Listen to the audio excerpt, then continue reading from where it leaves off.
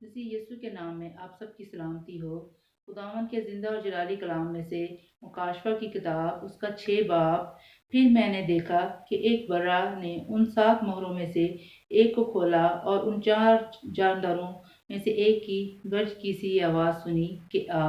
اور میں نے نگاہ کی تو کیا دیکھتا ہوں کہ ایک سفید گھوڑا ہے اور اس کا سوار کمان لیے ہوئے ہے، اسے ایک تاج دیا گیا اور وہ فتح کرتا ہوا نکلا تاکہ اور بھی فتح کرے۔ اور جب اس نے دوسری مہر کھولی تو میں نے دوسرے جاندار کو یہ کہتے سنا کہ آ۔ پھر ایک اور گھوڑا نکلا جس کا رنگ لال تھا۔ اس کے سوار کو یہ اختیار دیا گیا کہ زمین پر سے صلہ اٹھا لے تاکہ لوگ ایک دوسرے کو قتل کریں، اور اسے ایک بڑی تلوار دی گئی۔ اور جب اس نے تیسری مہر کھولی تو میں نے تیسرے جاندار کو یہ کہتے سنا کہ آ، اور میں نے نگاہ کی تو کیا دیکھتا ہوں کہ ایک کالا گھوڑا ہے اور اس کے سوار کے ہاتھ میں ایک ترازو ہے، اور میں نے گویا ان 4 جانداروں کے بیچ میں سے یہ آواز آتی سنی کہ گیہوں دینار کے سیر بھر اور جو دینار کے 3 سیر، اور تیل اور مے کا نقصان نہ کر۔ اور جب اس نے چوتھی مہر کھولی تو میں نے چوتھے جاندار کو یہ کہتے سنا کہ آ، اور میں نے نگاہ کی تو کیا دیکھتا ہوں کہ ایک زرد سا گھوڑا ہے اور اس کے سوار کا نام موت ہے،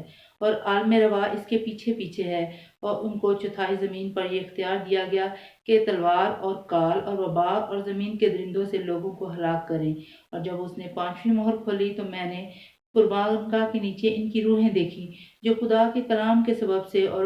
گواہی پر قائم رہنے کے باعث مارے گئے تھے، اور وہ بڑی آواز سے چلا کر بولیں کہ اے مالک، اے قدوس و برحق، تو کب تک انصاف نہ کرے گا اور زمین کے رہنے والوں سے ہمارے خون کا بدلہ نہ لے گا؟ اور ان میں سے ہر ایک کو سفید جامہ دیا گیا، اور ان سے کہا گیا کہ اور تھوڑی مدت آرام کرو، جب تک کہ تمہارے ہم خدمت اور بھائیوں کا بھی شمار پورا نہ ہو لے جو تمہاری طرح قتل ہونے والے ہیں۔ اور جب اس نے 6ٹھی مہر کھولی تو میں نے دیکھا کہ ایک بڑا بھونچال آیا، اور سورج